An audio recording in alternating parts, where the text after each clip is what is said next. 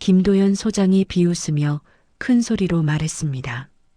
어르신, 정말 그만하세요. 주주라니 농담도 정도껏 해야죠. 주변 직원들이 킥킥거리며 웃었어요. 모두 저를 우스워하고 있었습니다. 여기는 수백억짜리 회사예요. 주주가 뭔지나 아시고 말씀하세요. 그때 갑자기 전화벨이 울렸습니다. 김도연 소장이 전화를 받았어요. 네, 대한물류센터입니다. 상대방이 뭔가 말하는 것 같았어요. 네, 누구 말씀이시죠? 김도연 소장의 표정이 조금씩 변해갔습니다. 한재석? 이사님이요? 이사님이라는 말이 나오자 사무실 안이 얼어붙었습니다. 김도연 소장이 저를 쳐다봤어요. 눈이 커져 있었습니다. 네, 네, 계세요. 지금 여기 계세요. 전화 너머로 들려오는 목소리가 사무실 전체를 지배했습니다. 네, 바로 모시겠습니다. 전화를 끊는 김도연 소장의 손이 떨리고 있었어요. 사무실 앞 모든 직원들이 숨을 죽였습니다. 방금까지 웃고 떠들던 분위기가 완전히 사라졌어요. 김도연 소장이 떨리는 목소리로 물었습니다. 혹시 한재석 이사님이신가요? 이야기를 시작하기 전에 구독과 좋아요를 부탁드립니다. 구독과 좋아요는 영상 제작에 많은 도움과 힘이 됩니다. 안녕하세요. 저는 한재석입니다. 올해 72살이죠. 아침 6시 반 수도권 외곽 물류단지로 향하는 버스 안에서 창밖을 바라봅니다. 회색빛 하늘 아래로 끝없이 펼쳐진 컨테이너들과 화물차들이 분주히 오가고 있어요. 이곳에 온 지도 벌써 10년이 넘었네요. 무릎 위에 놓인 낡은 서류 봉투를 내려다봅니다. 모서리가 헤어진 갈색 봉투 안에는 임대계약 갱신 서류가 들어있어요. 별거 아닌 일이지만 오늘 꼭 처리해야 할 일입니다. 버스에서 내려 물류단지 관리사무소를 향해 걸어갑니다. 10년 전 처음 이곳에 왔을 때보다 허리가 더 굽어졌고 걸음도 느려졌어요. 아무래도 나이 탓이겠죠. 오래된 회색 점퍼 주머니에 손을 넣고 천천히 발을 옮깁니다. 관리사무소 앞에 도착했습니다. 3층짜리 낡은 건물이에요. 1층에는 여러 물류업체들이 입주해 있고 2층에 관리사무소가 있습니다. 계단을 오르는데 무릎이 시큰거리네요. 그래도 참을만해요. 유리문을 밀고 들어섭니다. 안내 데스크에 앉은 젊은 여직원이 저를 힐끗 쳐다봅니다. 20대 중반쯤 되어 보이는 아가씨예요. 제가 들어서자 시선을 다시 컴퓨터 모니터로 돌려버리네요. 안녕하세요. 인사를 건넵니다. 여직원이 고개만 살짝 끄덕입니다.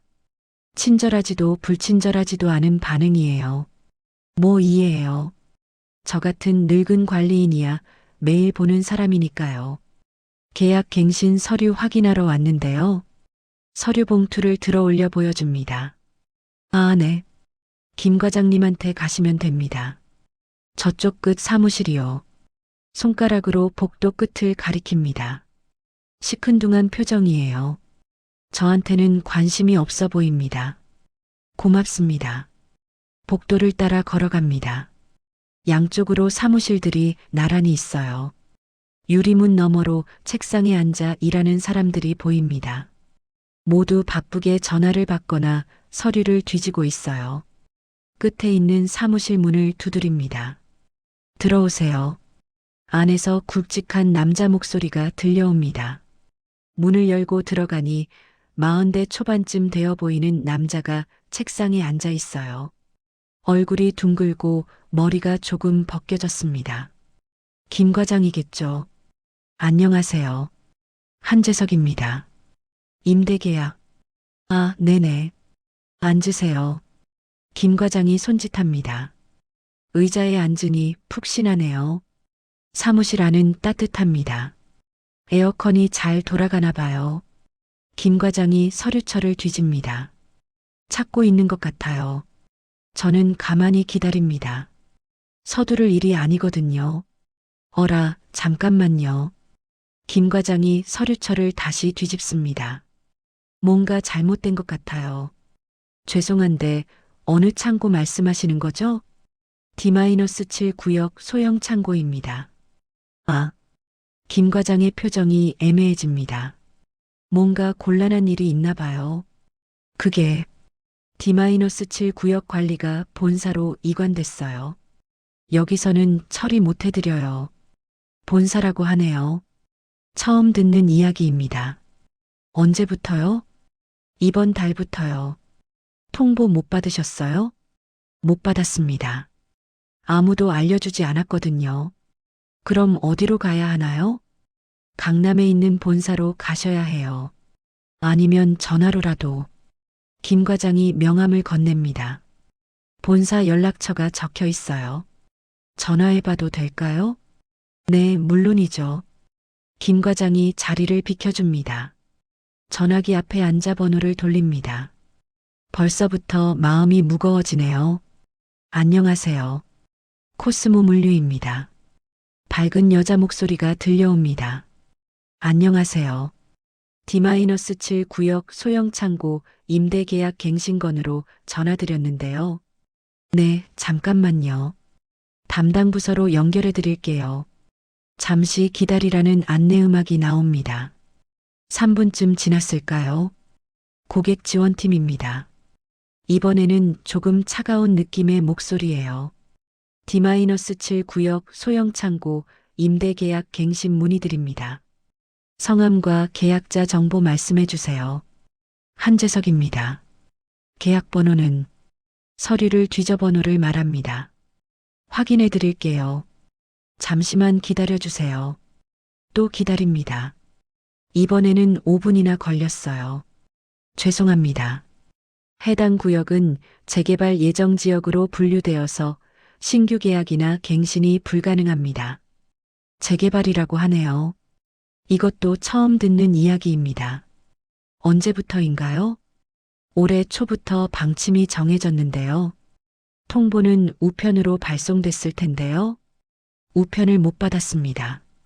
어디로 갔을까요? 그럼 계약 만료까지는 사용 가능한 건가요? 네, 그렇습니다. 다만 갱신은 안 되고요. 계약 만료가 다음 달 말입니다. 한 달 남았네요. 감사합니다. 전화를 끊습니다. 김 과장이 미안한 표정으로 쳐다봅니다. 죄송해요. 저희도 갑자기 통보받은 거라. 괜찮습니다. 정말 괜찮아요. 이런 일쯤은 예상하고 살았거든요. 사무실을 나와 복도를 걸어갑니다. 아까와 똑같은 복도인데 기분은 다르네요. 계약이 끝나면 다른 곳을 찾아야 해요. 72살에 새로운 일터를 구하는 일이 쉽지는 않겠지만요. 1층으로 내려갑니다. 물류업체 사무실들이 줄지어 있는 복도를 지나가는데 한 사무실에서 큰 목소리가 들려옵니다. 이런 식으로 하면 안 되잖아요. 자동화 시스템 도입해야 한다니까요. 젊은 남자 목소리예요. 흥분한 것 같아요. 돈이 문제라니까. 그런 시스템 설치하려면 얼마나 들어가는데. 나이 든 남자가 대답합니다. 사장쯤 되는 사람 같아요. 요즘은 기술이 좋아져서 예전만큼 안 비싸요. 한번 설치하면 인건비 엄청 줄어들고. 그래도 초기 투자가 자동화 시스템 이야기네요. 귀에 익숙한 단어입니다. 아무래도 요즘 물류업계 화두인 모양이에요. 발걸음을 멈추고 잠시 듣습니다. 별다른 이유는 없어요. 그냥 관심이 생겼을 뿐입니다. 사장님, 지금 안 하면 나중에는 더 어려워져요. 다른 업체들 다 도입하고 있는데 우리만 뒤처지면. 젊은 직원이 간절하게 설득하고 있어요. 목소리에 절실함이 묻어 있습니다.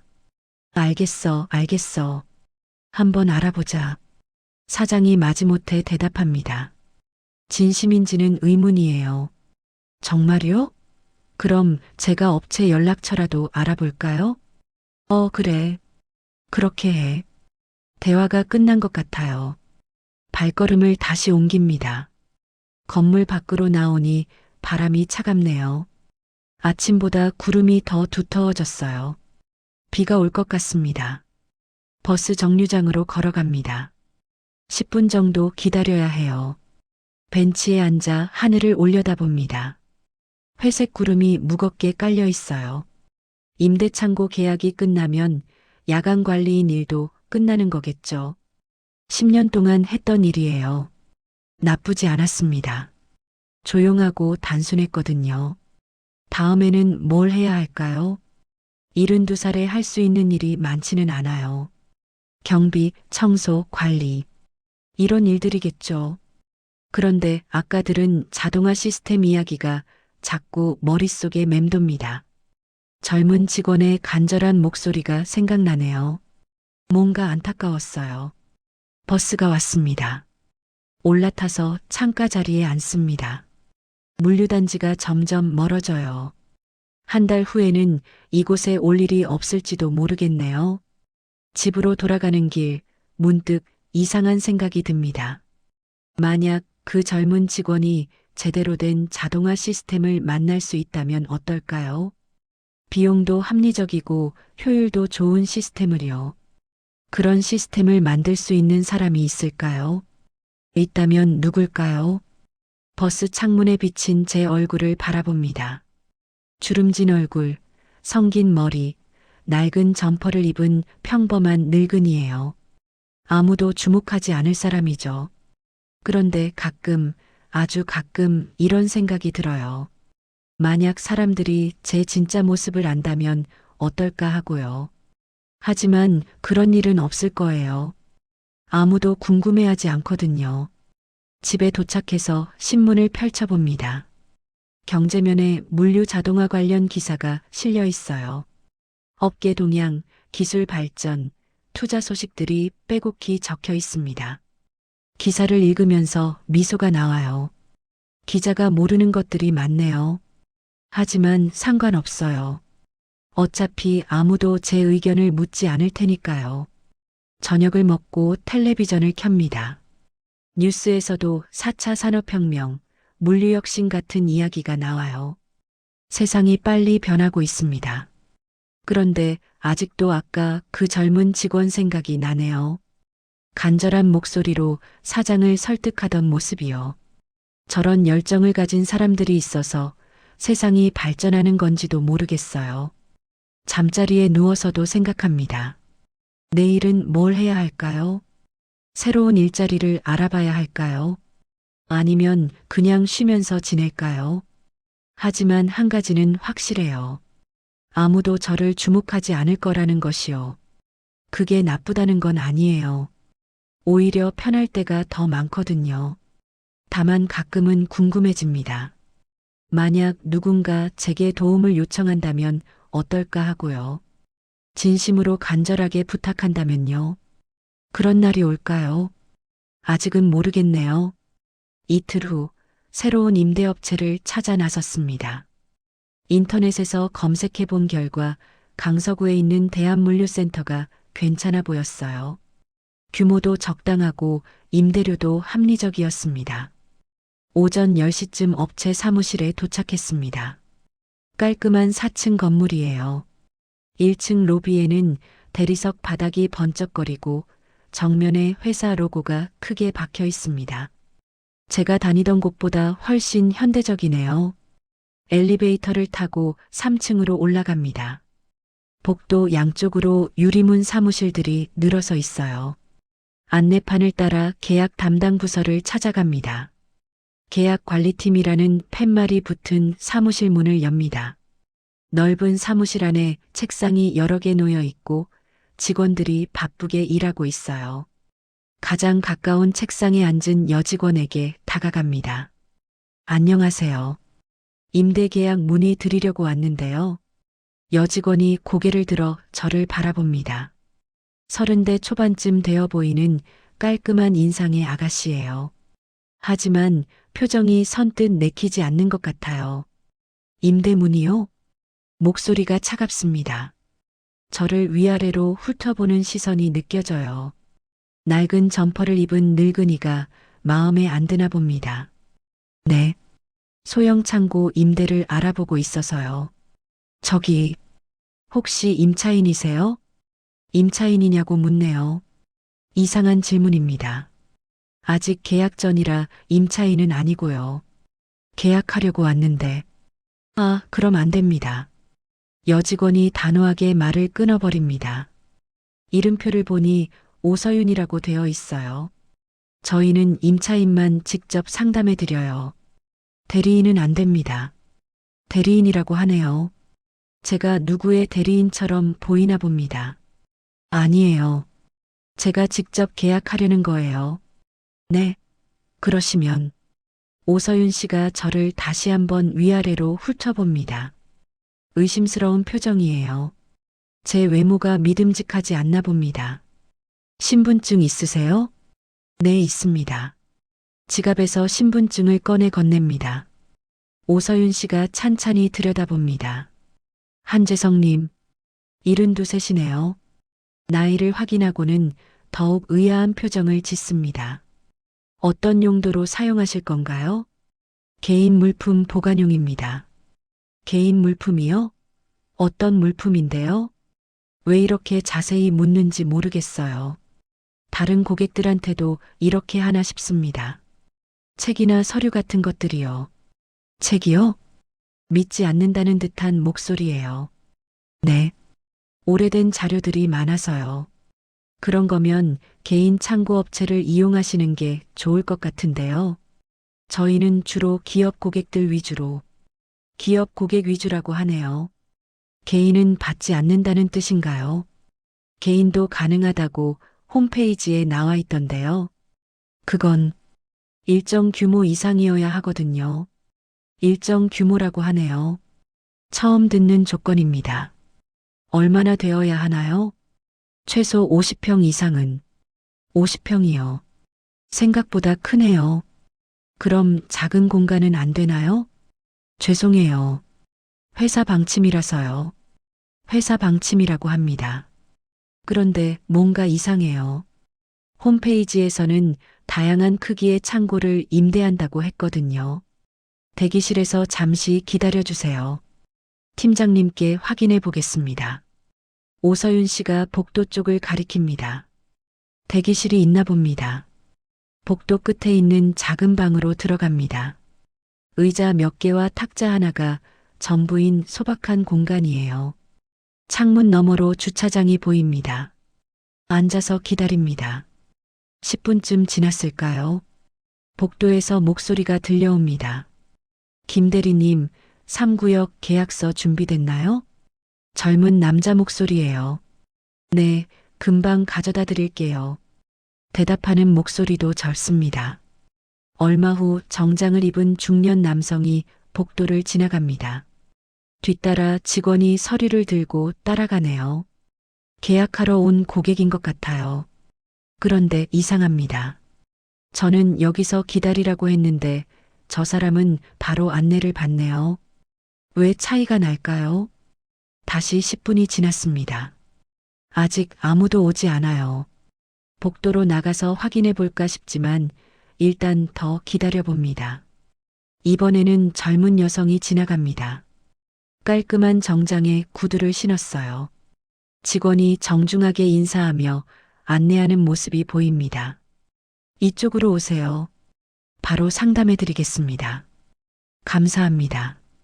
여성의 목소리가 밝습니다. 저보다 나중에 왔는데 먼저 상담을 받는군요. 시계를 봅니다. 벌써 30분이 지났어요. 뭔가 잘못된 것 같습니다. 대기실 문을 열고 복도로 나갑니다. 계약관리팀 사무실로 다시 들어갑니다. 오서윤 씨가 전화를 받고 있어요. 저를 보더니 손으로 잠시만 기다리라는 신호를 보냅니다. 전화를 끊고 저를 봅니다. 아, 네. 확인해 봤는데 지금 담당자가 외근 중이래요. 내일 다시 오시면, 내일 다시 오라고 하네요. 오늘 상담 불가능하다는 뜻입니다. 그럼 언제쯤 가능할까요? 글쎄요. 담당자 스케줄을 봐야. 애매한 대답이에요. 확실하게 말하지 않습니다. 전화로 미리 약속하고 올까요? 그게 좋을 것 같아요. 전화번호 남겨주시면 연락드리겠습니다. 전화번호를 적어서 건넵니다. 오서윤 씨가 받아보더니 서랍에 넣어버리네요. 정말 연락할 것 같지는 않아요. 사무실을 나와서 엘리베이터를 기다립니다. 뒤에서 또 다른 고객이 오는 소리가 들려요. 뒤돌아보니 50대 정도 되는 남성이 직원과 함께 걸어오고 있습니다. 계약서는 이미 검토해봤고요. 오늘 서명하고 싶은데 가능한가요? 네, 물론입니다. 바로 처리해 드릴게요. 엘리베이터 문이 열립니다. 탑니다. 내려가면서 생각해 봅니다. 분명 뭔가 이상해요. 다른 고객들은 바로 상담받는데 저만 계속 기다리라고 하네요. 건물을 나와 버스 정류장으로 걸어갑니다. 날씨가 흐려서 기분도 우울해지네요. 오늘 일이 잘 안 풀렸어요. 버스를 기다리면서 다시 생각해 봅니다. 제가 뭔가 잘못했을까요? 아니면 정말 회사 방침이 그런 건가요? 하지만 다른 고객들은 대우가 달랐어요. 혹시 제 외모 때문일까요? 낡은 옷을 입고 온 늙은이라서 돈이 없어 보였나요? 아니면 나이가 많아서 계약 능력이 의심스러웠나요? 버스에 올라타서 창가에 앉습니다. 건물이 멀어져 갑니다. 내일 정말 연락이 올까요? 별로 기대되지 않네요. 집에 돌아와서 인터넷을 켭니다. 다른 임대업체들을 찾아봅니다. 몇 군데 후보가 있어요. 내일은 다른 곳을 알아봐야겠어요. 그런데 계속 오늘 일이 머릿속에서 맴돕니다. 분명히 뭔가 이상했어요. 단순히 담당자가 없어서 상담을 못 해준 게 아니었어요. 처음부터 저를 달갑게 여기지 않았거든요. 이런 경험이 처음은 아니에요. 살다 보면 이런 일들이 있죠. 나이가 들고 외모가 초라해지면 사람들이 대하는 태도가 달라져요. 어쩔 수 없는 일이라고 생각해 왔어요. 하지만 오늘은 유독 기분이 나쁘네요. 왜 그럴까요? 나이가 들어서 더 예민해진 걸까요? 저녁을 먹고 뉴스를 봅니다. 경제 뉴스에서 부동산 임대업계 이야기가 나와요. 임대료 상승, 공급 부족, 대기업 위주 계약 등의 내용입니다. 대기업 위주 계약이라는 말이 귀에 들어옵니다. 혹시 오늘 그 업체도 그런 방침인가요? 개인 고객보다는 기업 고객을 선호하는 건가요? 그렇다면 이해할 수 있어요. 기업이 개인보다 안전하고 수익성도 좋으니까요. 하지만 그렇다면 처음부터 그렇게 말하지 왜 돌려서 말했을까요? 잠자리에 누워서도 생각이 계속됩니다. 내일 다른 곳에 가면 어떨까요? 혹시 또 비슷한 일이 있을까요? 문득 궁금해집니다. 만약 제가 정장을 입고 명함을 들고 갔다면 어땠을까요? 회사 직원처럼 보였다면 대우가 달랐을까요? 하지만 그럴 이유가 없어요. 저는 그냥 개인 고객일 뿐이거든요. 굳이 가짜로 꾸밀 필요는 없죠. 그래도 찝찝한 기분은 가시지 않네요. 단순한 계약 문의였는데 왜 이렇게 복잡해졌을까요? 뭔가 더 큰 문제가 있는 건 아닐까요? 모르겠어요. 내일 다른 곳에 가보고 판단해야겠어요. 그때까지는 섣불리 결론 내리지 말고 기다려 봅시다. 하지만 한 가지는 분명해요. 이건 단순한 일이 아니라는 직감이 들어요. 사흘 후 다시 대한물류센터를 찾았습니다. 어제 오서윤 씨에게서 연락이 왔거든요. 담당자가 돌아왔으니 오늘 상담 가능하다고 했어요. 이번에는 조금 더 단정하게 차려입었습니다. 깨끗한 셔츠에 어두운 색 재킷을 걸쳤어요. 첫인상이 중요하니까요. 3층 계약 관리팀 사무실에 들어갔습니다. 오서윤 씨가 책상에 앉아 컴퓨터를 보고 있어요. 저를 보더니 어색하게 웃습니다. 오셨네요. 담당자가 회의 중이라서 조금만 기다려주세요. 또 기다리라고 하네요. 하지만 이번엔 정말 담당자가 있는 것 같으니 참겠습니다. 대기실로 가려는데 오서윤 씨가 말합니다. 여기 의자에 앉아 계세요. 금방 끝날 거예요. 사무실 구석에 있는 의자를 가리킵니다. 대기실보다는 낫겠어요. 앉아서 기다립니다. 사무실 안에서는 직원들이 바쁘게 일하고 있어요. 전화 받고 서류 정리하고 컴퓨터 자판 두드리는 소리가 끊이지 않습니다. 활기찬 모습이에요. 10분 정도 지났을 때 중년 남성이 사무실로 들어왔습니다. 정장을 입고 서류 가방을 든 모습이 전형적인 회사원처럼 보여요. 안녕하세요. 김유진 대리님 계신가요? 정중한 목소리예요. 네, 잠깐만요. 젊은 남자 직원이 일어나더니 그 중년 남성을 안내합니다. 이쪽으로 오세요. 바로 상담해 드리겠습니다. 둘이 안쪽 상담실로 들어갑니다. 저보다 늦게 왔는데 먼저 상담받네요. 또 이런 일이에요. 오서윤 씨를 쳐다봅니다. 제 시선을 느꼈는지 고개를 돌려 다른 곳을 봅니다. 뭔가 어색한 분위기예요. 다시 10분이 지났습니다. 이번에는 젊은 여성이 들어왔어요. 스마트한 인상에 명함집을 들고 있습니다. 임대 상담 예약했던 박민지입니다. 아, 네. 박민지님, 기다리고 계셨군요. 오서윤 씨가 밝게 웃으며 일어납니다. 이쪽으로 오세요. 그 여성도 바로 안쪽으로 안내받습니다. 예약이 있었나 보네요. 그런데 제가 예약한 것도 있는 거 아닌가요? 참을 수 없어서 일어납니다. 저기 죄송한데요. 오서윤 씨가 돌아봅니다. 네. 제가 먼저 왔는데 자꾸 다른 분들이 먼저 상담받으시네요. 아, 그건. 오서윤 씨가 당황하는 표정을 짓습니다. 예약 순서가 있어서요. 조금만 더 기다려주세요. 예약 순서라고 하네요. 그럼 제 예약은 언제인가요? 제 예약 시간은 몇 시인가요? 그게 정확한 시간이 정해진 건 아니고 애매한 대답이에요. 뭔가 이상합니다. 이때 안쪽 상담실에서 목소리가 들려옵니다. 계약 조건이 어떻게 되나요? 아까 들어간 중년 남성 목소리예요. 월 임대료는 평당 3만 원이고 관리비는 별도입니다. 직원이 대답합니다. 평당 3만 원이요.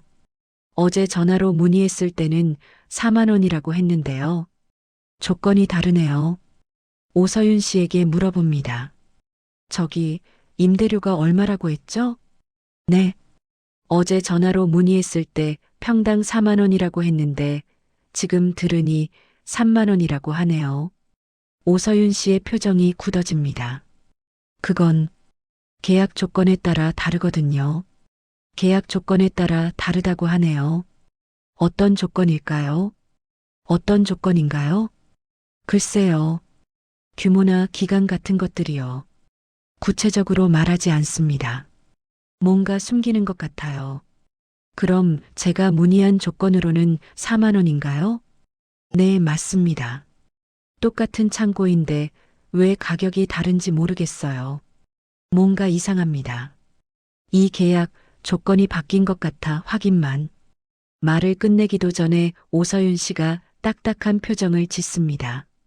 어르신, 저희는 바쁘거든요. 어르신이라고 부르네요.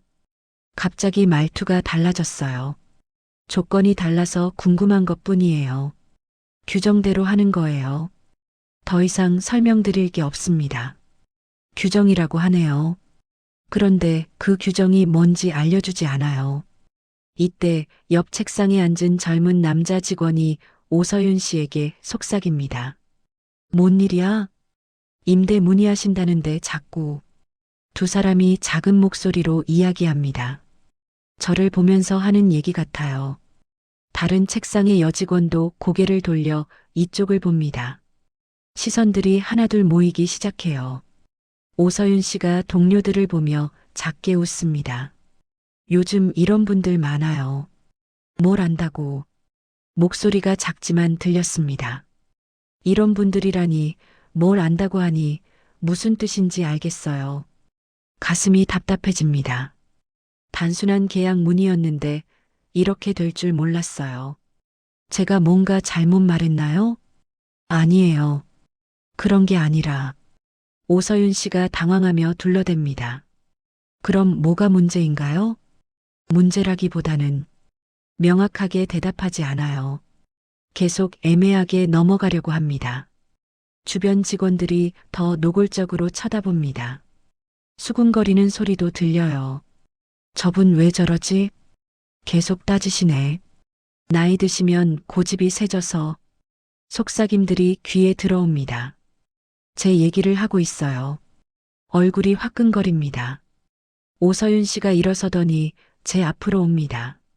어르신, 여기서 소란 피우지 마세요. 소란이라고 하네요. 제가 소란을 피웠나요? 조건이 다른 것 같아서 물어본 것 뿐인데요. 소란이 아니에요. 단순한 질문이었는데 질문은 충분히 답변 드렸어요. 더 이상은 오서윤 씨가 말을 자르며 손으로 그만하라는 신호를 보냅니다. 저희도 바쁘거든요. 다른 고객들도 기다리고 계시고 다른 고객들 핑계를 대네요. 그런데 다른 고객들은 모두 먼저 상담받았잖아요. 사무실 분위기가 어색해졌어요. 모든 직원들이 이쪽을 보고 있습니다. 일손을 멈추고 구경하는 사람들도 있어요. 제가 문제를 일으킨 사람처럼 되었습니다. 하지만 저는 아무 잘못도 하지 않았어요. 단지 계약 조건을 확인하려고 했을 뿐이에요. 오서윤 씨가 다시 말합니다. 죄송하지만 오늘은 여기까지 할게요. 필요하시면 전화로 문의하세요. 전화로 문의하라고 하네요. 쫓겨나는 기분이에요. 그럼 상담은 언제 받을 수 있나요? 그건 나중에 연락드릴게요. 나중에 연락한다고 하네요. 언제인지도 모르는 나중에요. 더 이상 여기 있어봐야 소용없을 것 같아요. 일어서서 사무실을 나갑니다. 뒤에서 작은 웃음소리가 들려옵니다. 누군가 킥킥거리고 있어요. 제가 나간 것을 보고 웃는 것 같습니다. 복도를 걸으며 생각해 봅니다. 도대체 뭐가 잘못됐을까요? 제가 무례하게 굴었나요? 아니면 이해할 수 없는 요구를 했나요? 아무리 생각해도 잘못한 게 없어요. 계약 조건을 물어본 것 뿐인데 왜 저런 반응을 보였을까요? 엘리베이터를 타고 내려가면서 거울에 비친 제 모습을 봅니다. 초라한 늙은이네요. 아무리 단정하게 입어도 어쩔 수 없는 모양이에요. 1층 로비를 지나 건물 밖으로 나옵니다. 차가운 바람이 얼굴을 스칩니다. 기분이 착잡해요. 버스 정류장에서 버스를 기다립니다. 오늘 일을 되돌아보니 화가 납니다. 단순한 업무 문의였는데 왜 저렇게 대했을까요? 혹시 제가 너무 예민하게 받아들인 건 아닐까요? 아니에요. 분명히 차별적인 대우였어요.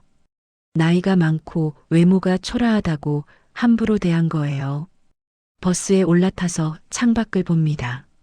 건물이 점점 멀어져 갑니다. 다시는 가고 싶지 않네요. 집에 돌아와서 소파에 앉습니다. 가슴이 답답하고 기분이 우울해요. 이런 일이 처음은 아니지만 오늘은 유독 기분이 나빠요. 왜 그럴까 생각해 봅니다. 나이가 들어서 더 예민해진 건가요?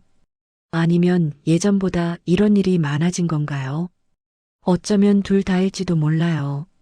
나이가 들수록 사회에서 소외되고 동시에 그런 상황에 더 민감해지는 거죠.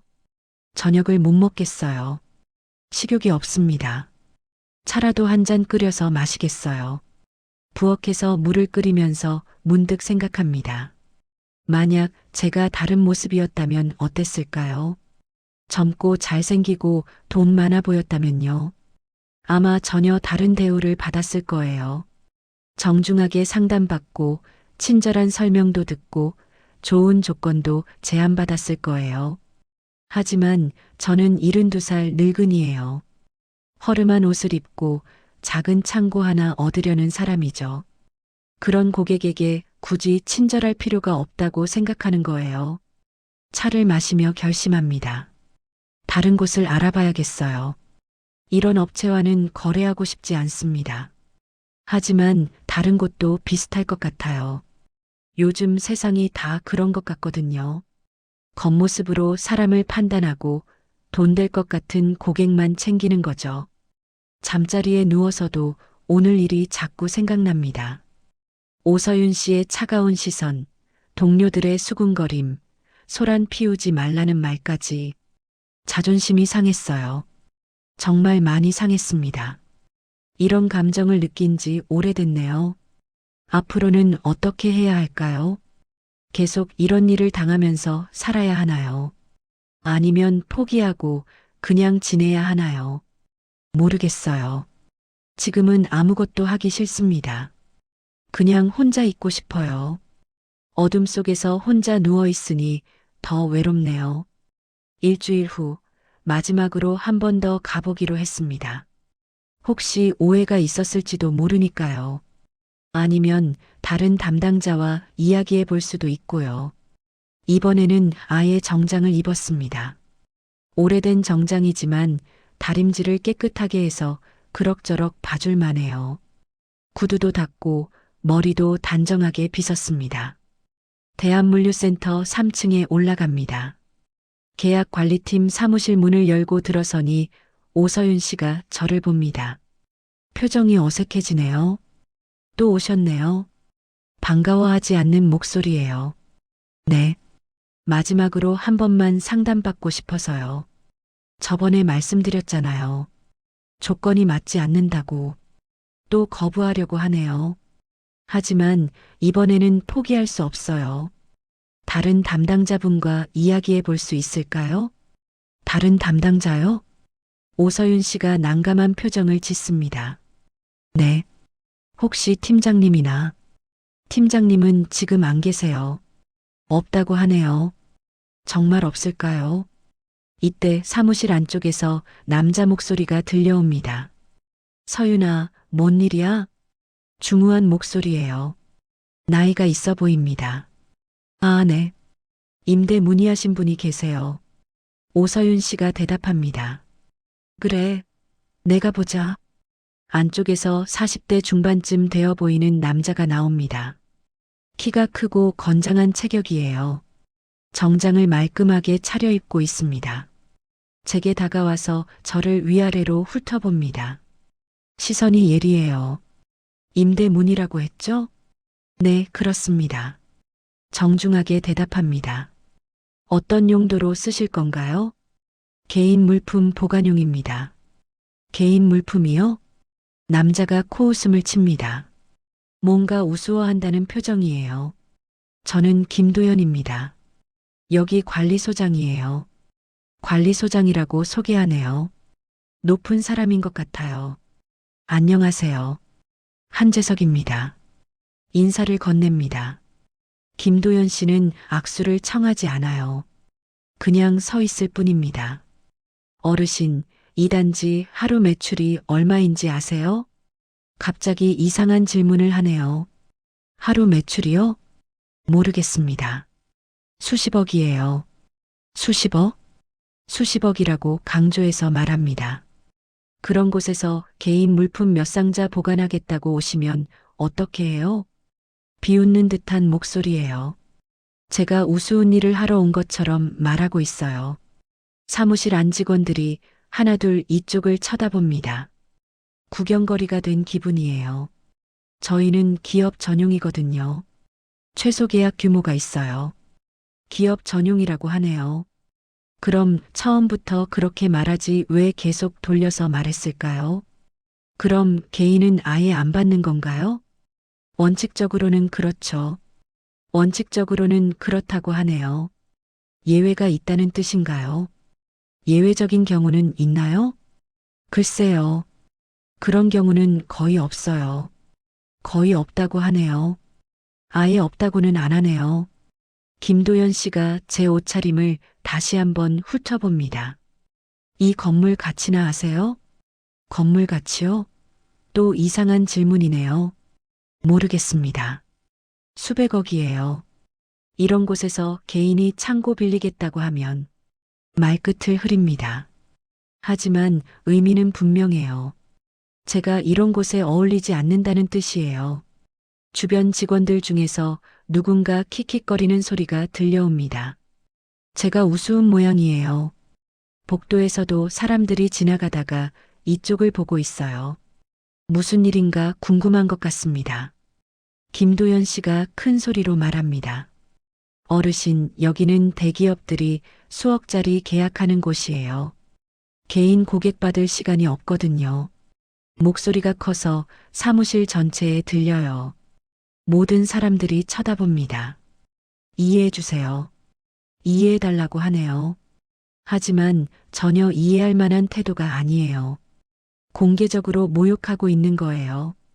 가슴이 뜨거워집니다. 화가 나지만 참겠어요. 여기서 화낼 수는 없어요. 알겠습니다. 조용히 대답합니다. 그럼 다른 곳을 알아보세요. 다른 곳을 알아보라고 하네요. 쫓아내는 거예요. 더 이상 말하지 않겠습니다. 할 말이 없어요. 아니, 할 말이 너무 많지만 해봐야 소용없어요. 대신 들고 온 봉투에서 서류를 하나 꺼냅니다. 오래된 봉투 안에 보관해둔 계약서 원본이에요. 책상 위에 조용히 내려놓습니다. 김도연 씨가 서류를 내려다봅니다. 표정이 조금 이상해져요. 이게 뭐예요? 계약서입니다. 계약서요? 김도연 씨가 서류를 집어듭니다. 찬찬히 읽어보네요. 얼굴 표정이 점점 굳어집니다. 뭔가 이상한 것을 발견한 것 같아요. 이게 뭐죠? 목소리가 떨리기 시작합니다. 대한물류센터 설립 당시 원본 계약서예요. 조용히 말합니다. 김도연 씨가 서류를 더 자세히 들여다봅니다. 손이 미세하게 떨리고 있어요. 주변 직원들도 이상한 분위기를 느꼈는지 쳐다봅니다. 아까와는 다른 긴장감이 흘러요. 이건 어떻게... 김도연 씨가 말을 잇지 못합니다. 저는 아무 말하지 않습니다. 그냥 가만히 서서 그의 반응을 지켜볼 뿐이에요. 서류에는 이 건물과 단지의 소유권 구조가 상세히 나와 있어요. 그리고 맨 아래쪽에는 주주 명단이 적혀 있습니다. 김도연 씨의 시선이 그 부분에서 멈춰요. 이름을 읽고 있는 것 같습니다. 한재석이라는 이름이 거기 적혀 있어요. 지분율과 함께요. 김도연 씨가 저를 올려다봅니다. 얼굴이 새하얗게 질렸어요. 이게 정말인가요? 떨리는 목소리로 묻습니다. 저는 고개를 끄덕일 뿐입니다. 사무실 안이 조용해집니다. 아까까지 웃고 떠들던 직원들이 모두 입을 다물어요. 김도연 씨가 서류를 다시 읽습니다. 더 신중하게 확인하고 있어요. 하지만 서류는 진짜입니다. 20년 전 이 단지가 세워질 때 투자한 증거예요. 당시에는 아무도 주목하지 않던 외곽 땅이었지만 지금은 수백억 가치의 물류단지가 되었어요. 제가 여전히 상당한 지분을 보유하고 있다는 사실을 아는 사람은 거의 없어요. 굳이 알릴 필요도 없었고 관심받고 싶지도 않았거든요. 하지만 오늘은 보여주고 싶었습니다. 저를 무시하고 모욕한 사람들에게요. 김도연 씨가 서류를 책상에 내려놓습니다. 손이 떨려서 제대로 놓지도 못해요. 죄송합니다. 작은 목소리로 사과합니다. 저는 서류를 도로 가져와 봉투에 넣습니다. 괜찮습니다. 담담하게 말합니다. 사무실을 나서면서 뒤돌아봅니다. 모든 직원들이 굳은 표정으로 저를 바라보고 있어요. 복도를 걸어가는 제 발걸음이 다릅니다. 어깨도 곧게 펴졌어요. 엘리베이터를 기다리면서 생각합니다. 이제 그들이 저를 다르게 볼 거예요. 하지만 그것 때문에 이런 일을 한 건 아니에요. 그냥 보여주고 싶었을 뿐입니다. 겉모습만으로 사람을 판단하지 말라고요. 밖으로 나와 버스 정류장으로 걸어갑니다. 하늘이 맑네요. 기분도 한결 나아졌어요. 앞으로는 다시 조용히 살겠어요. 아무도 주목받지 않는 평범한 늙은이로요. 하지만 필요하다면 언제든 다시 나설 수 있다는 걸 알았어요. 그걸로 충분합니다. 집으로 돌아오는 버스 안에서 창밖을 바라봅니다. 물류단지가 점점 멀어져 가요. 30년 전 이곳이 처음 만들어지던 시절이 떠오릅니다. 그때 저는 42살이었어요. 젊은 시스템 엔지니어였죠. 머리카락도 풍성하고 어깨도 꼿꼿했던 시절이에요. 처음 이 땅을 봤을 때가 기억납니다. 아무것도 없는 넓은 들판이었어요. 잡초만 무성하고 가끔 까마귀들이 날아다니는 적막한 곳이었습니다. 여기에 정말 물류단지를 만드실 건가요? 함께 온 건축사가 의아해했어요. 네. 이곳이 최적의 위치입니다. 확신에 찬 목소리로 대답했죠. 모든 교통망의 중심점이었거든요. 고속도로, 철도, 항만까지의 접근성이 완벽했어요.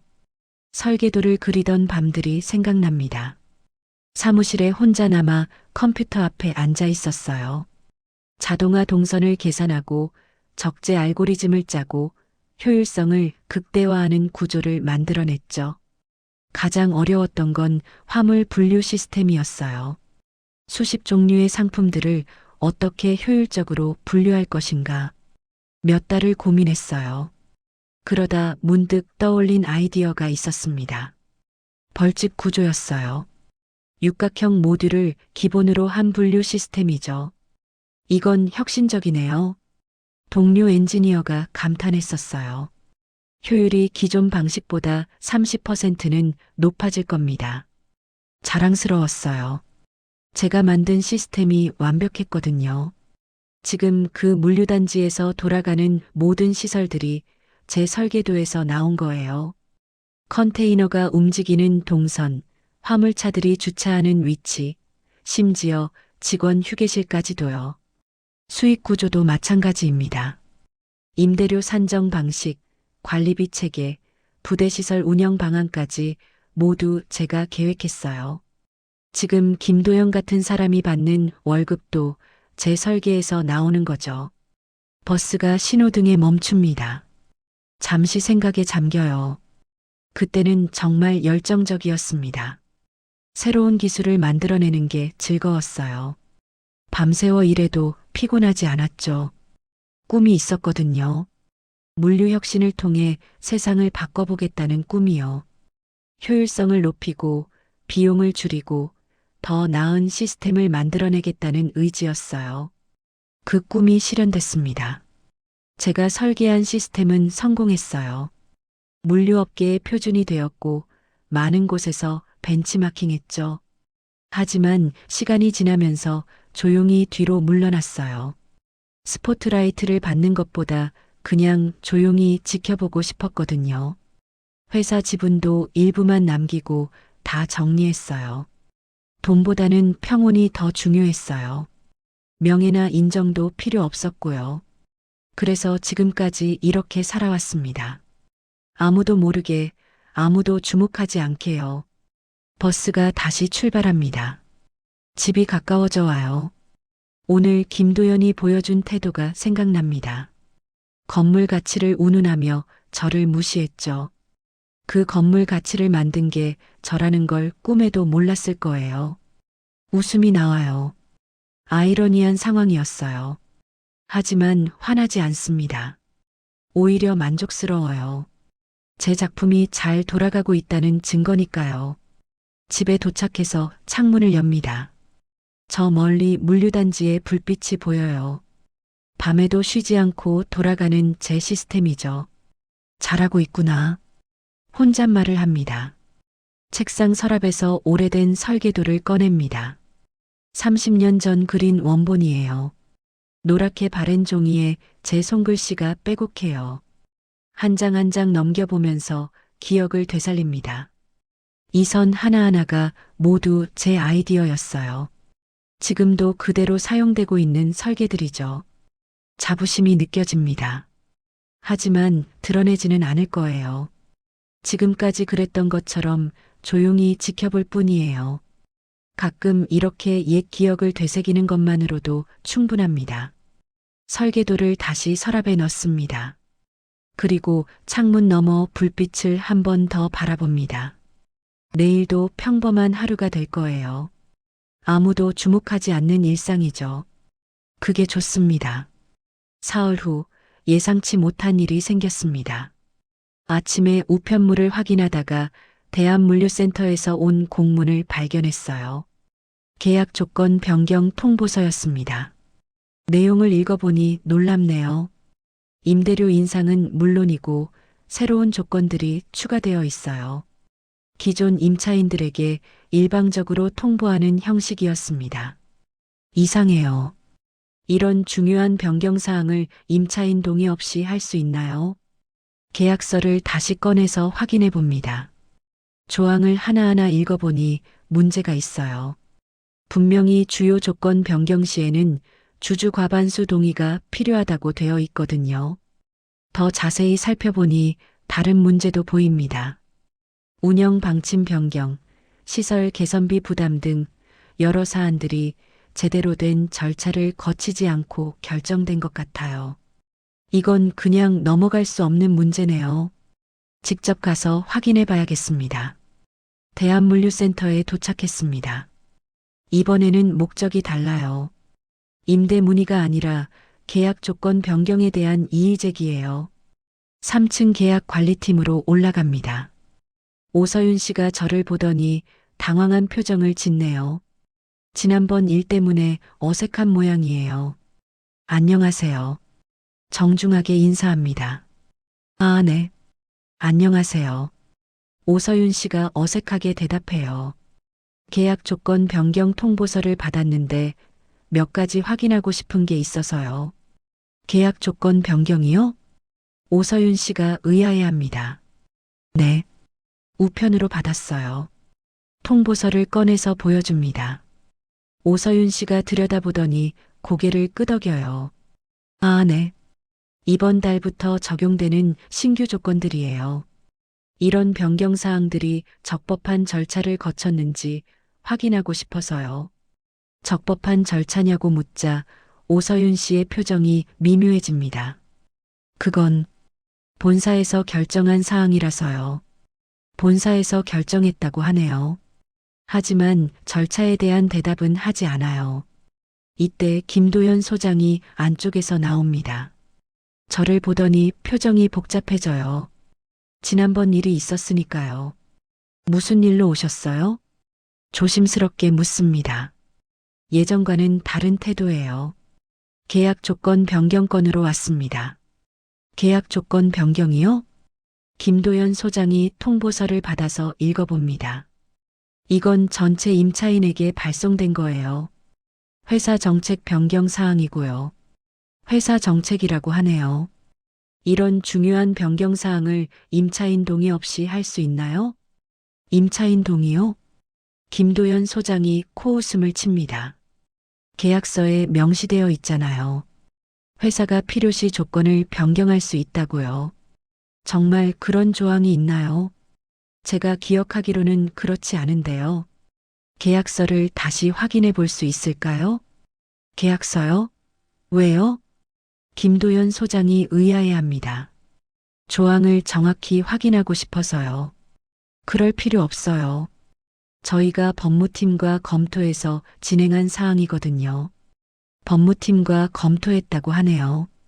하지만 뭔가 석연치 않아요. 그래도 한번 보고 싶습니다. 어르신, 그런 건 전문가가 아니면 이해하기 어려워요. 전문가가 아니면 이해하기 어렵다고 하네요. 저를 무시하는 말투예요. 저도 어느 정도는 알고 있어요. 뭘 안다고요? 김도연 소장이 비웃습니다. 계약서나 법률 조항 같은 건 아무나 해석할 수 있는 게 아니에요.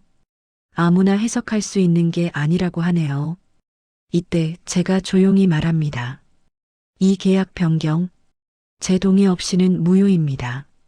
김도연 소장이 멈칫합니다. 뭐라고 하셨어요?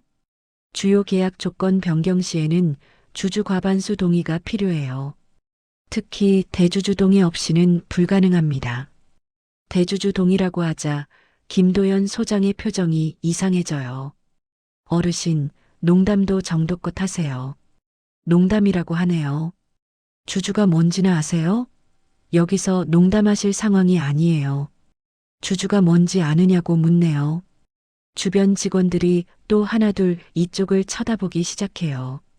또 무슨 소동이 일어나는 건가 싶어서요. 오서윤 씨도 민망한 표정으로 저를 봅니다. 제가 또 이상한 소리를 한다고 생각하는 것 같아요. 김도연 소장이 큰 소리로 말합니다. 어르신, 여기는 수백억짜리 회사예요. 주주라는 게 그냥 아무나 되는 줄 아세요? 수백억짜리 회사라고 강조하네요. 주주 명단도 모르시면서 무슨 대주주 얘기를 하는 거예요? 주주 명단을 모른다고 하네요. 하지만 저는 잘 알고 있어요. 제 이름이 거기 있거든요. 명단은 제가 더 잘 알고 있을 거예요. 뭐라고요? 김도연 소장이 어이없다는 표정을 짓습니다. 어르신, 정말 그만하세요. 지난번에도 그렇더니 또 이러시네요. 지난번 얘기를 꺼내네요. 계약서 하나 보여달라고 해서 주주 어쩌고 하시면 어떻게 해요? 계속 무시하고 있어요. 제 말을 믿지 않고 있습니다. 사무실 안 분위기가 어색해져요. 직원들이 수군거리기 시작합니다. 또 저러시네. 뭔가 착각하시는 것 같아.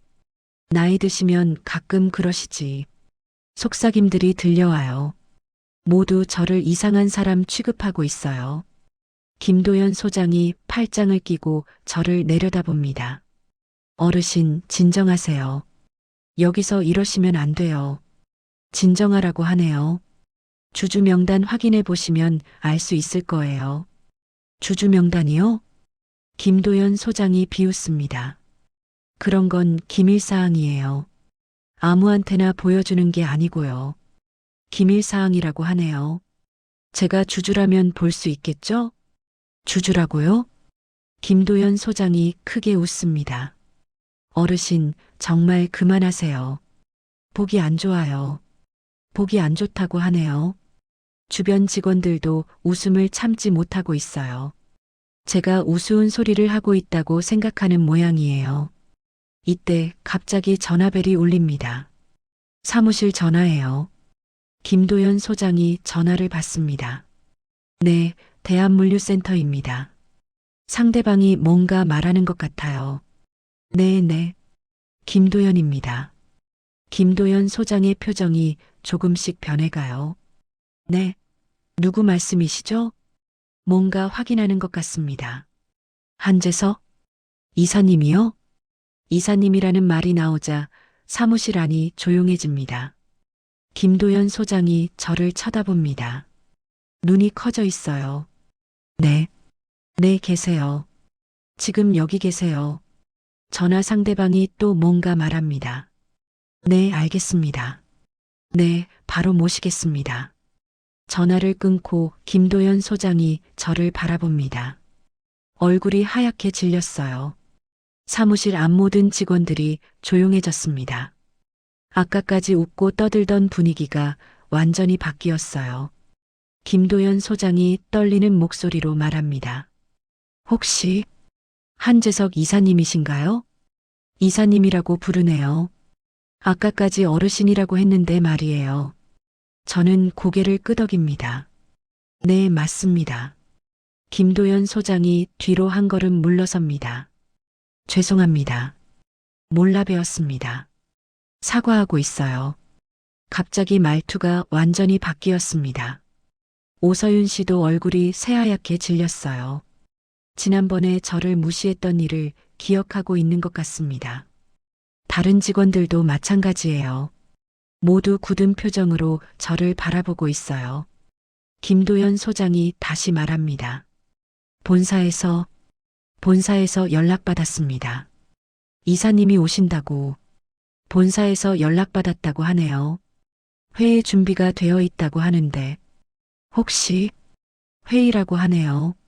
무슨 회의일까요? 네, 맞습니다. 계약 조건 변경 건으로 회의가 있다고 했어요. 제가 대답하자 김도연 소장의 얼굴이 더 하얗게 됩니다.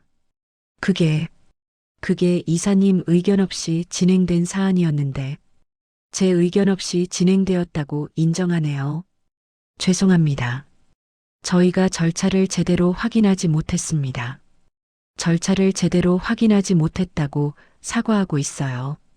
사무실 안 분위기가 완전히 바뀌었습니다. 아까까지 저를 무시하고 비웃던 사람들이 이제는 숨을 죽이고 있어요. 오서윤 씨가 작은 목소리로 말합니다. 저희가 실수했습니다.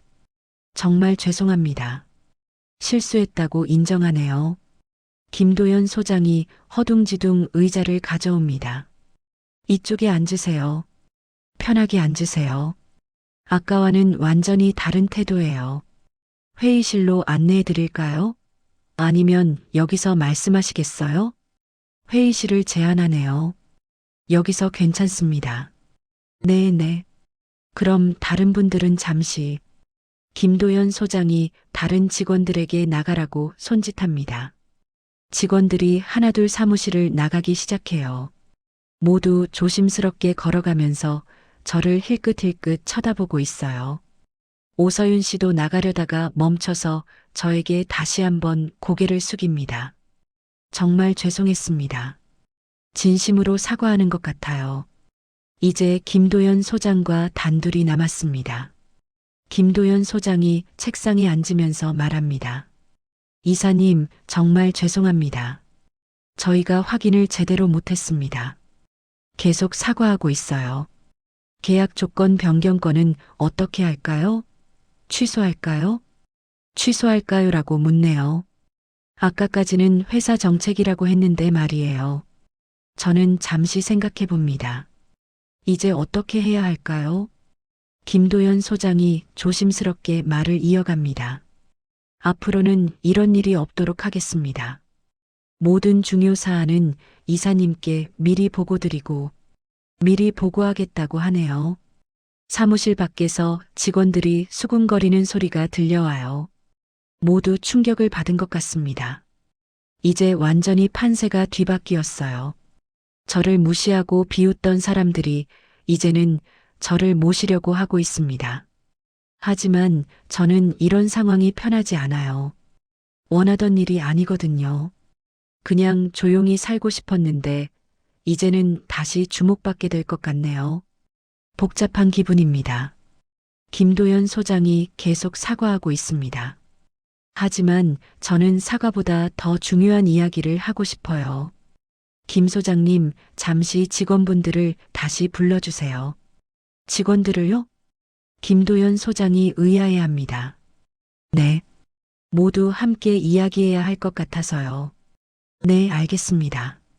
김도연 소장이 일어서서 문을 열고 복도로 나갑니다. 다들 들어와 주세요.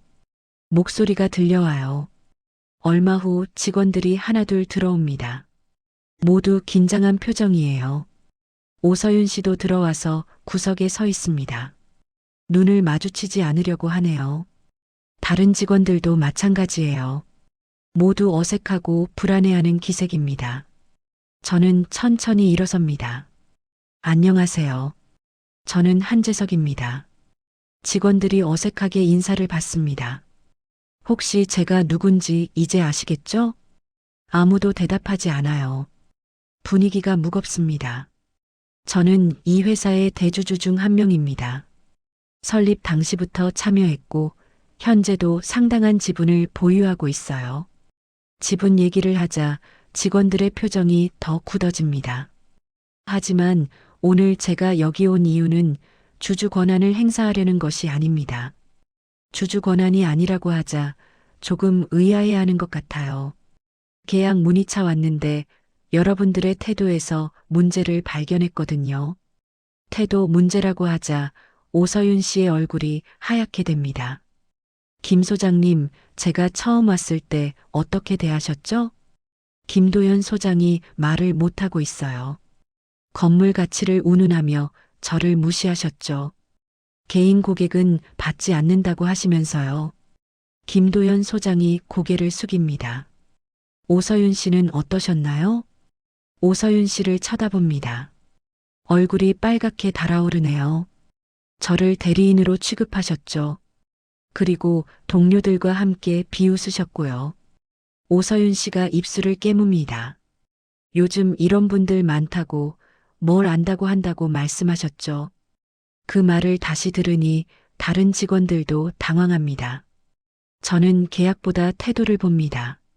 조용히 말합니다. 겉모습으로 사람을 판단하고 나이나 외모로 차별하는 조직은 오래 못 갑니다. 직원들이 숨을 죽이고 있어요.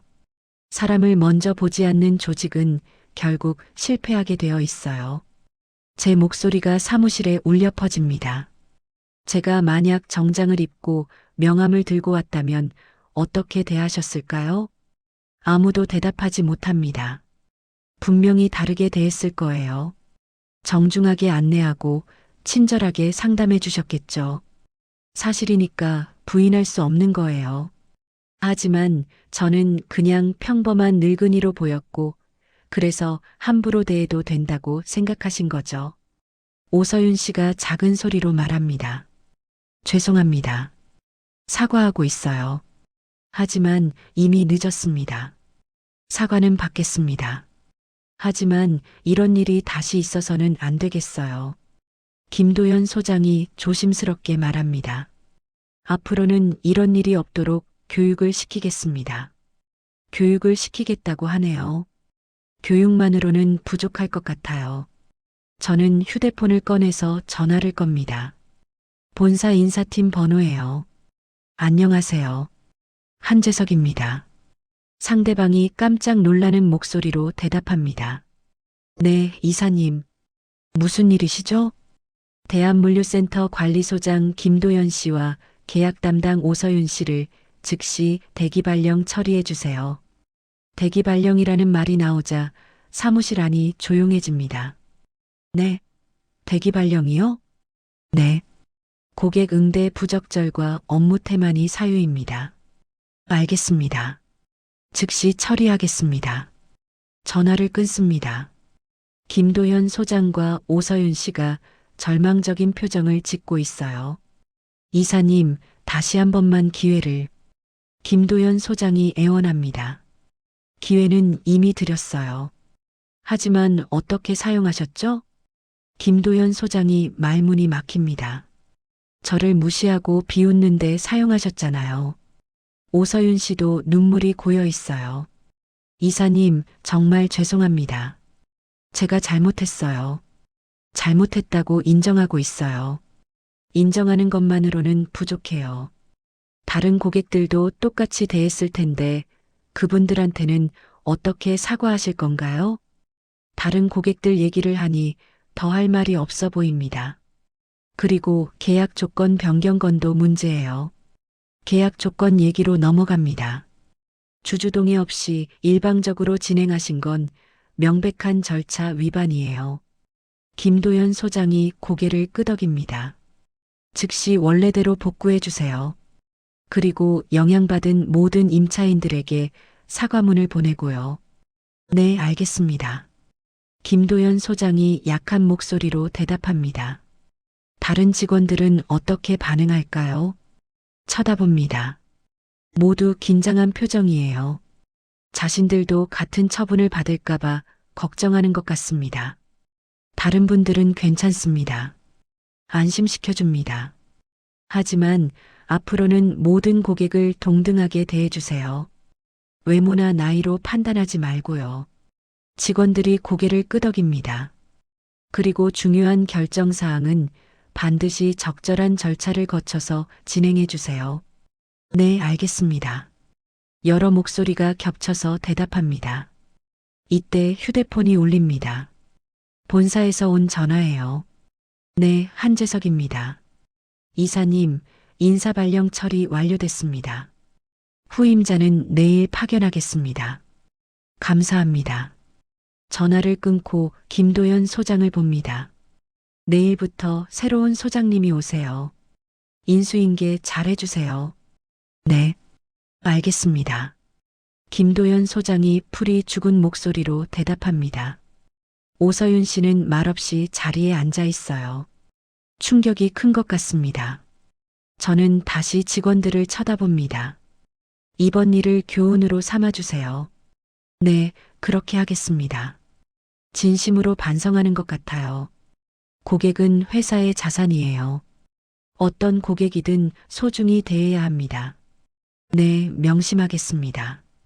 그리고 사람을 겉모습으로 판단하지 마세요. 누가 어떤 사람인지 모르니까요. 직원들이 고개를 끄덕입니다. 오늘 일은 여기서 끝내겠습니다. 일어서서 말합니다. 앞으로는 이런 일이 없기를 바랍니다. 네, 이사님. 정말 죄송했습니다. 직원들이 일제히 인사합니다. 사무실을 나서면서 뒤돌아봅니다. 모두 굳은 표정으로 서 있어요. 복도를 걸어가면서 생각합니다. 이렇게 해야 했을까요? 너무 심하게 한 건 아닐까요? 하지만 필요한 일이었어요. 이런 태도는 바뀌어야 합니다. 엘리베이터를 타고 내려가면서 마음이 복잡해집니다. 원하던 일은 아니었지만 어쩔 수 없었어요. 1층 로비를 지나 건물 밖으로 나옵니다. 바람이 시원하게 불어와요. 버스 정류장으로 걸어가면서 생각해 봅니다. 이제 제 정체가 알려졌네요. 더 이상 조용히 지낼 수는 없을 것 같아요. 하지만 후회하지 않습니다. 옳은 일을 했다고 생각해요. 버스에 올라타서 창밖을 봅니다. 물류단지가 멀어져 갑니다. 내일부터는 달라질 거예요. 새로운 소장이 오고 직원들도 달라질 것입니다. 그리고 무엇보다 고객들을 대하는 태도가 바뀔 거예요. 그걸로 충분합니다. 집에 도착해서 소파에 앉습니다. 피곤하네요. 오늘 일이 쉽지 않았어요. 하지만 마음은 편합니다. 해야 할 일을 했거든요. 저녁 뉴스를 보면서 생각합니다. 세상에는 아직도 이런 일들이 많을 거예요. 겉모습으로 사람을 판단하고 차별하는 일들이요. 모든 걸 다 바꿀 수는 없지만 제가 할 수 있는 일은 하겠어요. 그게 제 책임인 것 같거든요. 3개월이 지났습니다. 대한물류센터는 많이 달라졌어요. 오늘도 평소처럼 낡은 점퍼를 입고 물류단지를 걸어갑니다. 아침 공기가 상쾌하네요. 가을이 깊어가는 게 느껴져요. 3층 계약 관리팀에 들어갑니다. 새로운 소장인 박민수 씨가 반갑게 인사합니다. 안녕하세요, 이사님. 오늘도 현장 점검이세요? 네. 교육 프로그램은 어떻게 진행되고 있나요? 아주 잘 되고 있습니다. 직원들 반응도 좋고요. 교육 프로그램이 제가 도입한 새로운 제도예요. 현장 존중과 고객 응대 기준이라는 이름으로 시작했습니다. 모든 직원들이 월 한 번씩 교육을 받아요. 고객을 대하는 태도, 겉모습으로 판단하지 않는 법, 서비스 마인드 등을 배우죠. 지난주 교육 때 재미있는 일이 있었어요. 박 소장이 웃으며 말합니다. 어떤 일이었나요? 한 직원이 그러더군요. 이제는 어떤 고객이 와도 똑같이 대한다고요. 혹시 그분이 이사님 같은 분일지 모르니까요. 웃음이 나와요. 좋은 변화네요. 사무실을 둘러봅니다. 새로운 직원들이 열심히 일하고 있어요. 모두 밝은 표정이에요. 창밖으로 내려다보니 주차장에서 한 무리의 사람들이 보입니다. 외부 협력업체 직원들이네요. 그 중에 익숙한 얼굴이 있어요. 오서윤 씨예요. 오서윤 씨는 어떻게 지내나요? 박 소장에게 물어봅니다. 아, 협력업체에서 잘 지내고 있다고 들었어요. 많이 달라졌다고 하더군요. 많이 달라졌다고 하네요. 처음에는 힘들어했는데 이제는 적응했다고 해요. 고객 응대도 예전과 완전히 다르다고 하고요. 다행이에요. 새로운 시작을 잘하고 있는 것 같습니다. 1층으로 내려가서 협력업체 사무실로 갑니다. 오서윤 씨가 책상에 앉아 일하고 있어요. 저를 보더니 깜짝 놀라며 일어섭니다. 이사님, 안녕하세요. 정중하게 인사합니다. 안녕하세요. 어떻게 지내세요? 덕분에 잘 지내고 있습니다. 표정이 예전과 다르네요. 더 겸손해 보이고 진솔해 보입니다. 많이 배우고 있어요. 고객을 대하는 법도 다시 배우고 있고요. 고객을 대하는 법을 다시 배운다고 하네요. 이사님이 해주신 말씀이 계속 생각나요. 사람을 겉모습으로 판단하지 말라고 하신 제 말을 기억하고 있네요. 정말 맞는 말씀이었어요. 지금 생각해 보니 정말 부끄러운 일이었습니다. 진심으로 반성하는 것 같아요. 앞으로는 어떤 고객이 와도 똑같이 대하려고 해요.